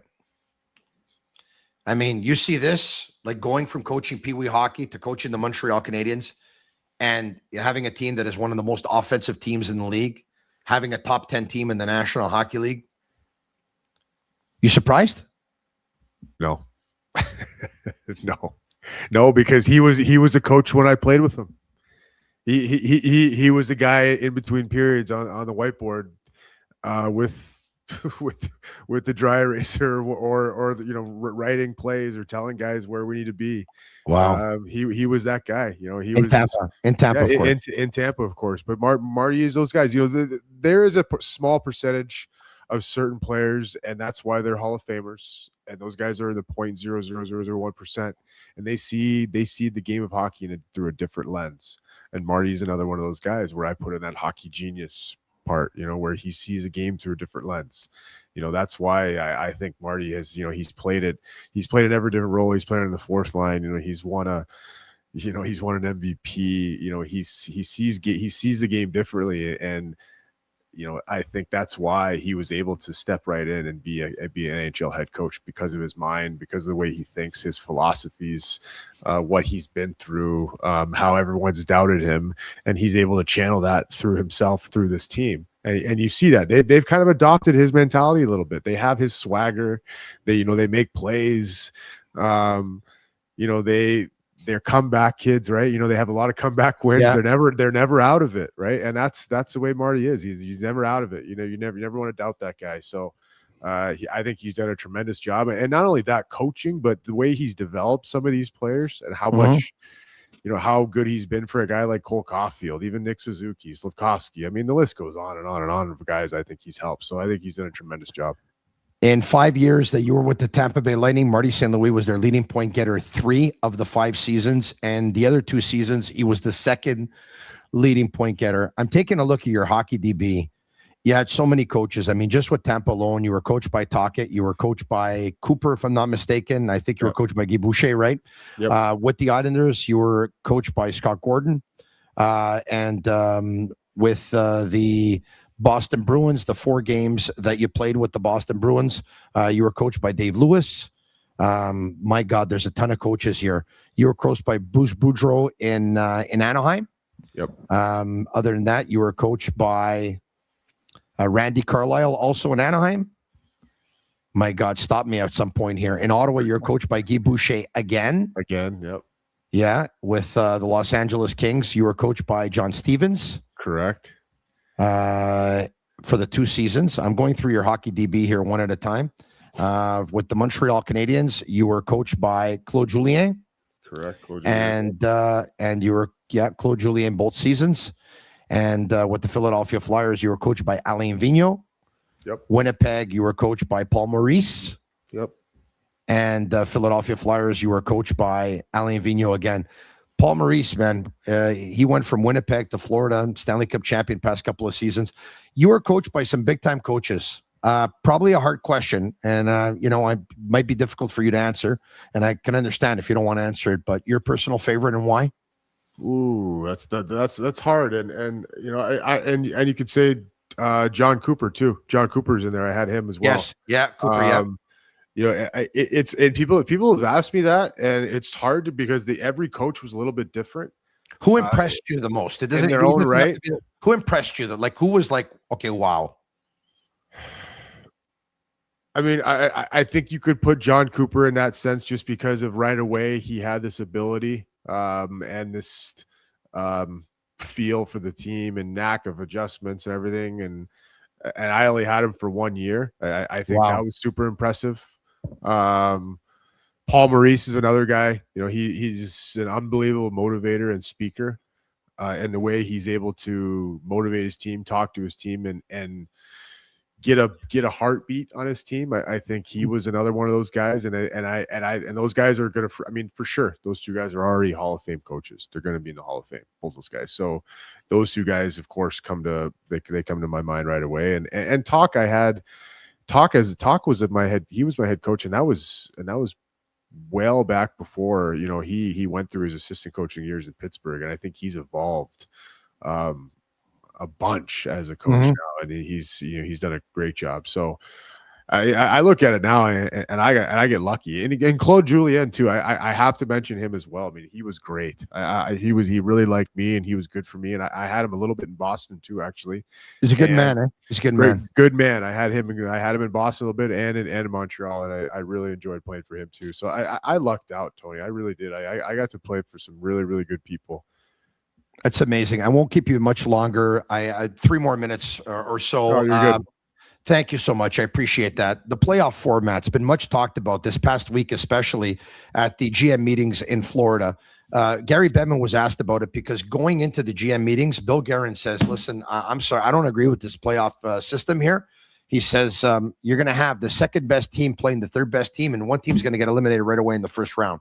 Doesn't make sense. We saw Colorado get eliminated to Dallas last year in the first round. That could have easily been the Western Conference final matchup, all right? Yeah. Gary Bettman says, I see it differently. We can have the most exciting first round playoff in all of sport. All right. So 2 different. What would be your playoff format?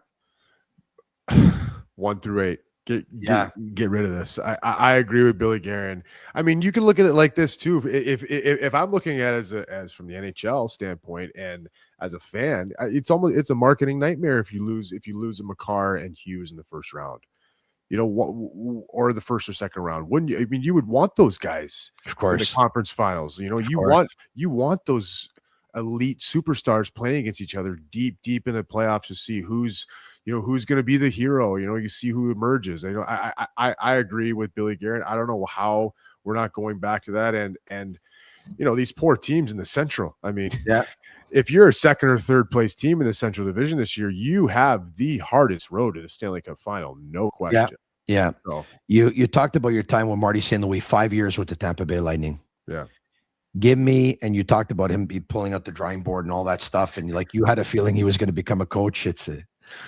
But give me one Marty story where you're like, okay, wow, like this guy's different, like because he's got fire in those eyes, like we see it behind the bench, and I know he had them while he was playing too. But is there a moment where he stood up? Is there a moment where he addressed the team? Is there a moment where he did something where you said, this is another level? Yeah, there's a couple moments. There's a couple moments I think I remember in games where he, looked down the bench and, he said a couple words and then he would go out and score the next shift. And I'm not kidding about that. Marty would do that. He would call it. It was almost like he would call it. He would say a certain thing on the bench, and then within the next shift he would score. And I remember being like, sitting on the bench, looking over at guys looking at each other, being like, yeah, this guy, like if he wants to do something, he's going to do it. But he had this ability too, though, Tony, where it's not just him. He was a guy that made everyone else better. He made me better. He made me want to be better because he would tell me, Tomer, you're really improving stuff, but don't be satisfied, keep pushing, or it would be close. It would be close in a playoff game. I remember this vividly, Tony. I remember this. We were playing against Boston in the conference finals, and I think I had a skate issue or something like that, and we were, and he knew how important I was as a penalty kill. He knew how important I was, and he knew that I was supposed to be up, and I had my skate issue, and he was yelling at the equipment manager, Tomer, you got to get out there. We need you. He's yelling at me, get out there, because he knows how important I was to the penalty kill to that team, and that's how passionate he was about it. So, you don't see a lot of skill guys doing that during a game where they're yelling and making sure that their penalty kill guy is getting ready to go out on the ice. That's how much he cared about each one of their guys' roles too. So that's why I'm not surprised when you asked me if he was going to be a good NHL coach, because Marty just has it. He has that it factor. When I asked you about an energy line and how important it is for the Montreal Canadiens, is that the name of your podcast? No, it used to be. You've been doing a little bit of you've been doing quite a bit of podcasting. I do a lot of different stuff, but the only two ones I'm on Unscripted with Adnan Burke and Jason Demers, and then I'm on another one called Jason's a piece of work, eh? Jason's a piece of work. He's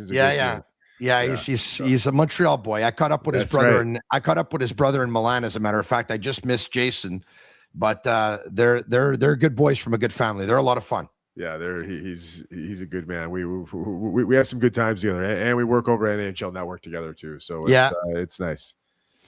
Okay, pretty cool. So listen, I know you got your hands full, but this was a treat. It was a treat. I'd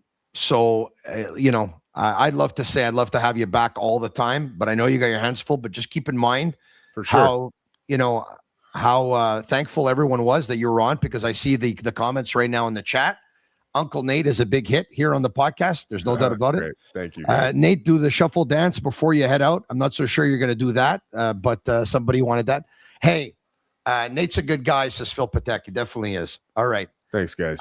Before I let you go, everyone will look at a Stanley Cup favorite. Nate Thompson, I wish you would come out of retirement. We missed you, says Sean Edwards.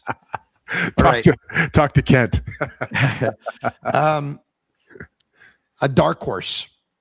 If I asked you for a Stanley Cup dark horse and not a favorite, because the favorites are easy. Everyone always names the usual suspects. who would it be and why? Ooh, I'm going to say the Columbus Blue Jackets. Wow. It's unbelievable the way they're playing on their bonus. I don't remember when was the last time they lost. I'm telling you, Tony, I watched that team the other night against Carolina, and Carolina didn't have anything. They had nothing. And Columbus controlled that game. They were physical. They were mean. You know, I mean, Matthew Olivier, he's the toughest guy in the league, and this guy can make play. Yeah, he's good. He's good. Score goals, and you got Charlie Coyle, and like that line is not fun to play against. I mean, and then you put Werenski on the ice, and Provorov, and their goaltending has been good, and Rick Bowness. I mean, you see it. I mean, you know what happens when a team gets behind a certain coach and they believe it's dangerous. So that's what I mean. That's a team's a dark horse that if they get in, who knows what could happen with them. Well, you know what? And if you're right, their record since Bonus has taken over, it's really, really incredible. Yeah. Hey, once again, I know how busy you are, but I'd like to at least have you on another occasion because we'll do it again, Tony. We'll do it again. Thank you, Nate Thompson. I appreciate it, man. Thanks, You're awesome. Tony. Appreciate All right, it. there you have it. Nate Thompson, former NHLer, and you can catch him on the NHL Network, and of course on his podcast with Jason Demers. I hope you enjoyed it. Once again, if you like the podcast tonight, hit the like button. There's a hype button at the bottom of your screen. You can hit that hype button as well. The Canadiens are back in action on Saturday night when they host the New York Islanders. If you want to get in on the action, of course, go all the way with Betway. Get a deposit matchup bonus up to $300 on your first deposit. Scan the QR code on the screen. Click on the link in detail section to create an account. Redeem your welcome offer. Offers only available for new customers. Terms and conditions apply. Offers not available in Ontario. Must be 18 years of age and older. And please play responsibly. Shane Gaumont, if you can bring up the hockey stat card. Brendan Gallagher scored the best on the hockey stat card at the forward position. Slavkovsky was second. Phil Deneau third. Cole Caulfield fourth. Nick Suzuki fifth. Joe Veleno sixth. And everyone else was in the negative score. But I don't think I've ever seen the scores actually so low. Jaden Struble was the most effective defenseman from the hockey stat card perspective. And Lane Hudson was next. Carrier was even. And then Caden Goalie, Mike Matheson, and Noah Dobson were in the negative score. Dobson was your least effective Canadian tonight. Mike Matheson was your second least effective Canadian. Oliver Kapanen was your third least. Demidov was your fourth least.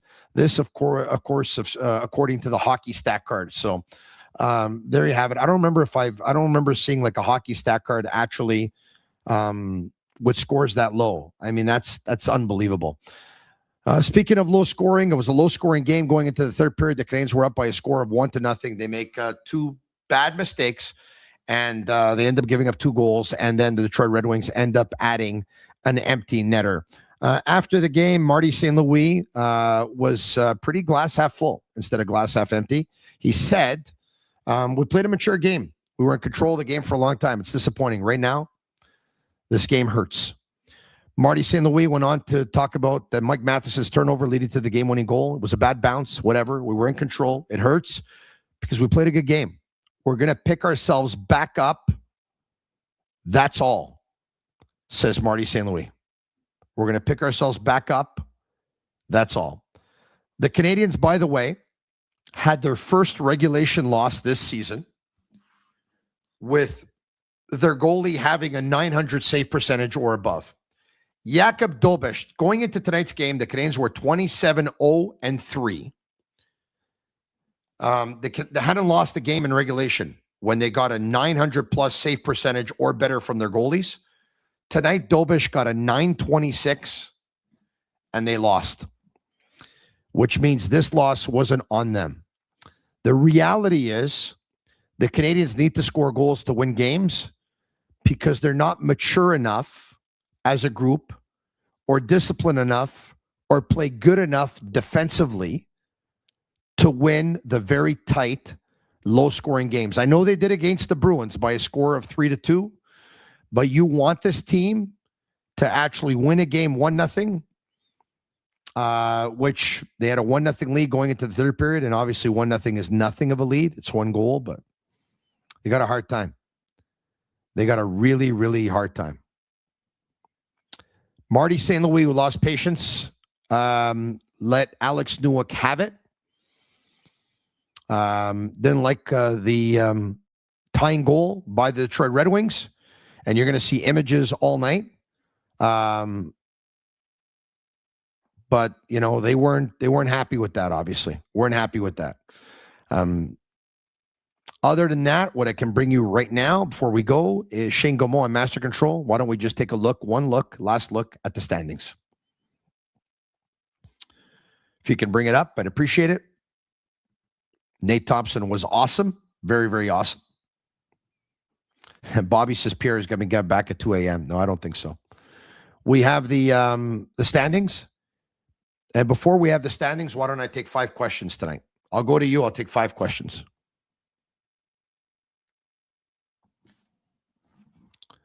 Kevin, why was Kent Hughes in a rush to sign Matheson and Texier? Kevin, I think everyone was for him signing Matheson. Everyone. Texier, he had a couple of games where he picked up 3 points in a row. There was no rush. But guys, $2.5 million on the cap's not going to kill the Canadiens. Obviously, Texier's agent wanted to have a rush on it. He represents Ivan Demidov. It could get complicated when the Canadiens have to sign Demidov to an extension. They gave Texier his 2.5. He's an NHLer, guys. He's an NHLer. If at the end of the day you think you could have had him for $2 million for $500,000, you close your eyes. It is what it is. Next. When will Marty St. Louis switch to a zone call? To a zone call up? When will Marty switch to a zone? Call up? Is that supposed to be bleh? I'm not so sure, but Sydney sent over $2. Thank you. I don't know if they're going to call up anyone from Laval for the next game. And do I see them changing their defensive zone system right now with 4 weeks left in the regular season? I do not. Third question. Andres, Tony, does it make sense to you that Caulfield is playing on the goal line on the power play? To tell you the truth, he switches from the goal line to around the face-off circle. The face-off circle he sets up for the wrist shot or the one-timer, and the goal line he sets up differently. You have to understand. I know Ovechkin used to stay in the same spot all the time for like 22 years in his career, but the Canadiens will change up depending on what kind of defensive formation the penalty kill on the other team has. And that's one of the reasons why I think what they do. There's sometimes they can get shots away. There's sometimes they can't. So depending on which team and how they play the penalty kill, that's why you're going to see the Canadiens players at different positions. Next. Question 4. Jean-François Léveillé. Can anybody from Laval come into the Canadiens lineup? Reinbacher is probably the usual suspect. Final question. Le Bourreau. More teams in the playoffs, but shorter first round. Like 2 out of 3. They're traditionalists. I don't think they want to change that, even though once upon a time when I was a youngster, watching as a teenager, the first round used to be 3 out of 5. I remember that. As a matter of fact, the year the Canadiens won the Stanley Cup in 1986, Canadiens swept the Bruins 3-0. Let's show the standings. And there you have it. Buffalo, 90. They played 2 games more than Tampa, who have 86 points.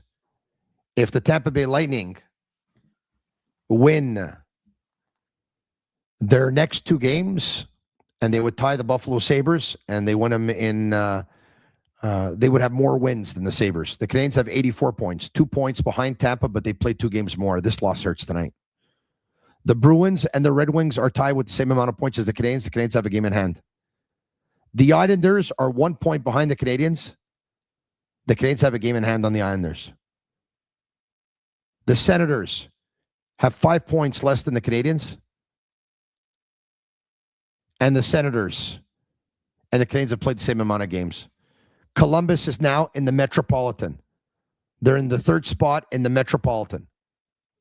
And the Islanders, once again, are out because they played 1 game more than Columbus. Folks, it's not complicated. It's a huge game for the Canadiens and the Islanders on Saturday night. It's about time the Canadiens start winning games in regulation. They're going to have to bounce back. This loss, as much as the win the other night was great, the reality is this loss hurts a lot. Thanks for watching. The Canadiens lose by a score of 3-1.